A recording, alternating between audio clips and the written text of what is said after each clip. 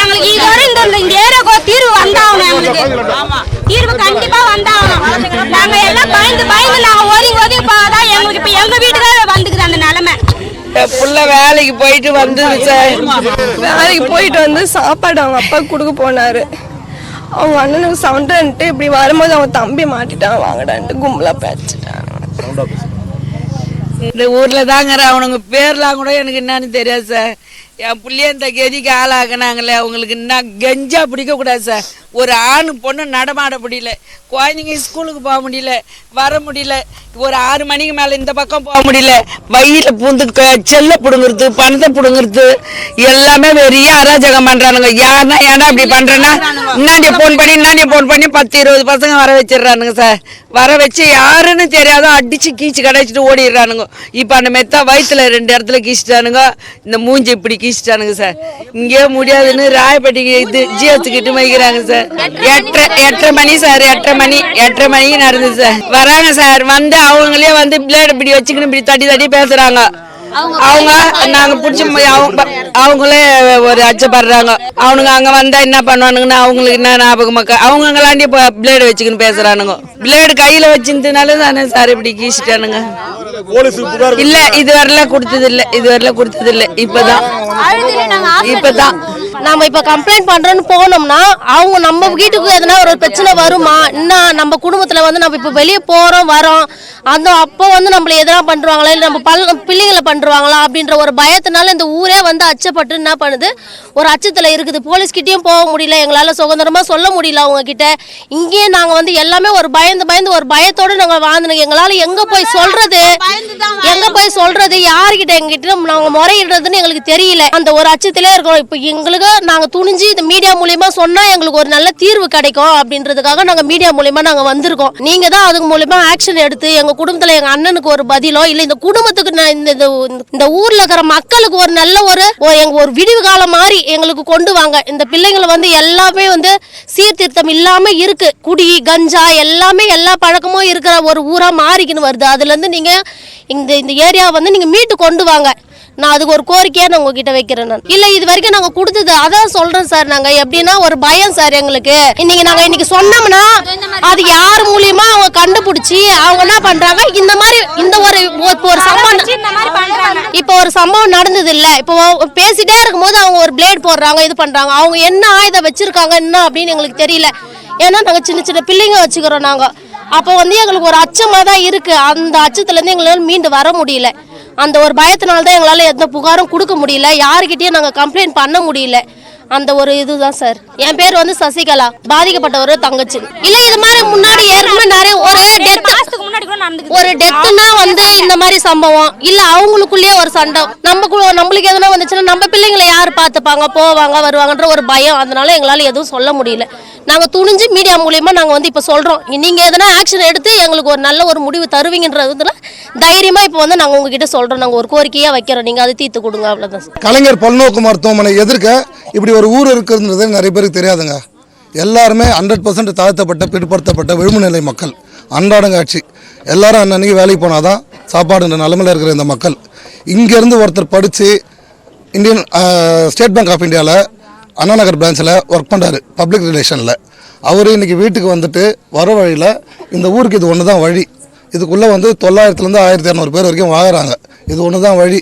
இன்னும் இது குடிசை பகுதியாக தான் இருக்குது. அமைச்சரோட வீடு பக்கத்துலேயே இருக்குது. பக்கத்தில் இருக்கிறது தான் கவுன்சிலர் வீடு. ஆனால் இந்த இடத்துல ஒரு சிசிடிவி கேமரா கூட கிடையாது. நீங்கள் பார்த்தா தெரியும்.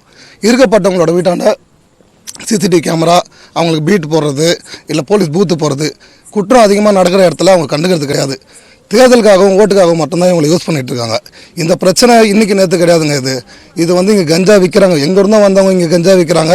வந்து கஞ்சா அடிச்சுட்டு போகிற ஒரு ஹப்பாக இருந்துட்டு இருக்குன்னு சொல்லிட்டு இந்த வீடு இங்கே இருக்கிற மக்கள் இவ்வளோ சொல்லும் போது இங்கே ஐஎஸ் இன்டெலிஜென்ஸ் ரிப்போர்ட்னு ஒன்று இருக்குல்ல, புகார் இவங்க கொடுக்கணுமா? இவங்க பயப்படுறாங்கிறது நேராக கேட்டிங்களா? நீங்களே பயப்படுறாங்க. புகார் கொடுக்கறதுக்கு பயந்து வாழற நிலைமை தான் இன்றைக்கி இந்தியாவில் இருக்குதா? இது இந்தியாவா இல்லை எங்கன்னா ஆப்கானிஸ்தானில் எங்கன்னா இதில் இருக்கிறோமா? நம்ம இது சட்டத்தின் ஆட்சி நடக்குதா, இங்கே காட்டு ஆட்சி நடக்குதா? புகார் கொடுக்கறதுக்கே ஒரு இனமே பயப்படுற அளவில் நீங்கள் வச்சுருக்கிறீங்கன்னா இது சட்டம் வந்து சந்தி சிரிக்குதுன்றதை இதுக்கு வேறு வந்து உங்களுக்கு உதாரணம் சொல்ல முடியாது. சரிங்களா? அமைச்சர் வீட்டுக்கு பக்கத்துலேயே இருக்குது இந்த இடம். ஸோ இந்த இடத்துல வந்து இது ஒன்று தான் வழி. அவர் போகிற வழியில் எதுக்குப்பா இங்கே உட்காந்து கஞ்சா அடிக்கிறீங்கன்னு அவருக்கு எதோ கேட்டிருக்காரா, என்ன விஷயம்னு தெரியல. இறங்கி வெட்டியிருக்கிறானுங்க, முகத்தில் வெட்டியிருக்கானுங்க. அவர் ஒரு பேங்க் ஸ்டாஃபு, சரிங்களா? முகத்தில் வெட்டியிருக்காங்க, வயிற்றில் வெட்டியிருக்கிறாங்க. இன்றைக்கி கலைஞர் பல்நோக்கு மருத்துவமனையில் ஐசியூவில் இருந்து இப்போ இங்கே முடியாதுன்னு சொல்லிட்டு அங்கே ராயப்பேட்டைக்கு ஜிஹெச்சுக்கு அனுப்பிச்சிருக்கிறாங்க, சரிங்களா? இன்றைக்கி இந்த மக்கள் வந்து இதை வெளியில் வந்து சொல்கிறதுக்கோ எல்லாத்துக்கும் இந்த அளவுக்கு தாங்கிட்டு இருக்கும்போது நாங்கள் இன்றைக்கி மீடியாவை வர வச்சு இந்த விஷயத்தை வெளியில் கொண்டு வரணுன்றதுக்காக ரிஸ்க் எடுத்து என்ன ஆனாலும் பரவாயில்லன்ட்டு இன்றைக்கி ஒரு முடிவு எடுத்திருக்கோம். ஜனநாயகத்தோட 4வது தூண் மீடியா, அதை நாங்கள் நம்புகிறோம். நீங்கள் இதை முன்னெடுத்து இந்த விஷயத்தை வெளியில் கொண்டு வாங்க. இங்கே வந்து போதைப் பொருள் வந்து பெட்டி கடையில் கிடைக்கிற மாதிரி ரொம்ப அனாவசியமாக கிடைக்குது. இது இங்கே இன்டெலிஜென்ஸ் ரிப்போர்ட்டு போலீஸ் டிபார்ட்மெண்ட்டில் இதை எடுத்து இங்கே இந்த மாதிரி மக்கள் இந்த மாதிரி அச்சத்தில் வாங்குறாங்க. ஒரு கும்பலே அச்சத்தில் இது வந்து 8 மணிக்கு நடந்துருக்குதுங்க. 8 மணிக்கு ரோட்டில் நடக்க முடியலன்ற அளவு தான் இன்றைக்கி சட்டம் ஒழுங்கு இருக்குது தமிழ்நாட்டில். இந்த சட்டம் ஒழுங்கு கையில் வச்சிருக்க முதலமைச்சர் இதுக்கு என்ன பதில் சொல்ல போகிறாரு? இங்கே இருக்கிறவங்க இல்லாதவங்களுக்கு ஒரு சட்டம் கிடையாதுங்க. இங்கே இருக்கிறவங்க எல்லாருக்குமே, இருக்கப்பட்டவங்களுக்கும் இல்லாதப்பட்டவங்களும் ஒரே சட்டம் தான் அம்பேத்கர் கொடுத்துட்டு போயிருக்கிறாரு. ஸோ இவங்களுடைய பயத்தில் வாழ்ந்துட்டு இருக்காங்க. ஒரு பிரஜை வந்து இந்த நாட்டில் பயத்தில் வாழ்கிறாங்கிறது அவங்களே சொன்னாங்க. கம்ப்ளைண்ட் கொடுத்தா நாளைக்கு நம்ம குழந்தைங்க ரோட்டில் போக முடியுமா? ஏன்னா அவங்க டிபார்ட்மெண்ட்லேருந்து வரவங்களாம் அவங்ககிட்ட நல்லா பேசிட்டு போகிறாங்கன்னு சொல்கிறாங்க. சரி, இங்கே இது மாதிரி ஒரு விஷயம் நடக்குது. இங்கேருந்து 500 மீட்டரில் இருக்குது போலீஸ் ஸ்டேஷன், கிண்டி J3 போலீஸ் ஸ்டேஷன். அவ்வளோ பேர் வேலை செய்கிறாங்க, பீட்டு வராங்க போகிறாங்க. அவங்களுக்கு இங்கே கஞ்சா அடிக்கிறது தெரியாதா? இல்லை இங்கே இந்த மாதிரி ரவுடி பசங்க உட்காந்துருக்கிறது தெரியாதா? இவங்க கத்தி வச்சு இவங்களை மிரட்டுறதுலாம் தெரியாதா? அப்போது உளவுத்துறை என்ன தான் பண்ணிகிட்டு இருக்கு? இவங்க பயப்படுறாங்க சார். கம்ப்ளைண்ட் எங்களுக்கு வரல. ஏன் கம்ப்ளைண்ட் வந்தால் தான் இப்போ நீங்கள் ஒரு டிபார்ட்மெண்ட்டில் இருக்கிற ரோட்டில் போகிறாரு, ஒருத்தரை வெட்டுறாங்க, கம்ப்ளைண்ட் வரட்டும்னு சொல்லி ஸ்டேஷனில் போய் உட்காருவீங்களா? பிரச்சனை நடக்கிற இடத்துல முன்னாடியே வந்து குற்றத்தை தடுக்கிறது தானே சார் காவல்துறை. அதுக்கு தானே இன்டெலிஜென்ஸ் இருக்குது, அதுக்கு தானே IS இருக்குது. ஸோ இந்த விஷயத்தை வந்து இங்கே இருக்கிற படிக்காத மக்கள் நிறைய பேர் இங்கே இருக்கிறாங்க. இவங்களுக்கு இந்த பிரச்சனை எப்படி வெளியே கொண்டு வரணுன்றது தெரியல, சரிங்களா? இந்த விஷயத்தை இந்த முறை நாங்கள் கையில் எடுத்து நான் தான் வந்து மீடியா எல்லாத்தையும் வர வச்சேன். அந்த மீடியா வர வைக்கக்கூடாதுன்னு சொல்லிட்டு எனக்கே ஏகப்பட்ட ப்ரெஷரு, சரிங்களா? இதுக்கெல்லாம் பார்த்தாக்கா இங்கே வேலை நடக்காது. இன்றைக்கி உங்களை நம்பி நாங்கள் வந்துருக்கிறோம். காவல்துறையை நாங்கள் தப்பு சொல்ல வரல. ஆனால் ஒரு சில காவல்துறை அவங்ககிட்ட நல்லா பேசுகிறாங்கன்னு கேள்விப்படுறோம். குற்றவாளிகிட்டே அவங்க நல்லா பேசுகிறாங்க, வந்து அவங்களோட நல்லா பழகிறாங்க. ஸோ குற்றவாளிகளுக்கு பயம்ன்றது இருக்காது. பயம் இருக்கணுங்க. அவங்க வந்து இதுக்கு மேலே அவங்க பசங்க அங்கே உட்காரக்கூடாது. அவங்களுக்கு என்ன நடவடிக்கை எடுக்கணும்? ஒரு இருக்கப்பட்டவரோட ஒரு MLA வீட்லேயோ ஒரு MPயோட பையனையோ அது மாதிரி மூஞ்சில் அறுத்துட்டு இருந்தாக்கா டிபார்ட்மெண்ட் என்ன பண்ணுவாங்கிறது நான் சொல்ல வேணாம், உங்களுக்கே தெரியும். இங்கே இருக்கிறவனுக்கு ஒரு சட்டம், இல்லாதவனுக்கு ஒரு சட்டம்னு போயிட்டுருக்கு. இங்கே சட்டம் ஒழுங்கு சந்தி சிரிக்குதுன்றதுக்கு இது ஒரு உதாரணம். நீங்கள் எதாவது கேட்குறதுனா கேளுங்க. இந்த ஏரியாவை பற்றி நிறைய பிரச்சனை இருக்குது. இவ்வளோ மக்கள் கிட்டத்தட்ட 900லேருந்து 1100 பேர் இருக்கிறாங்க.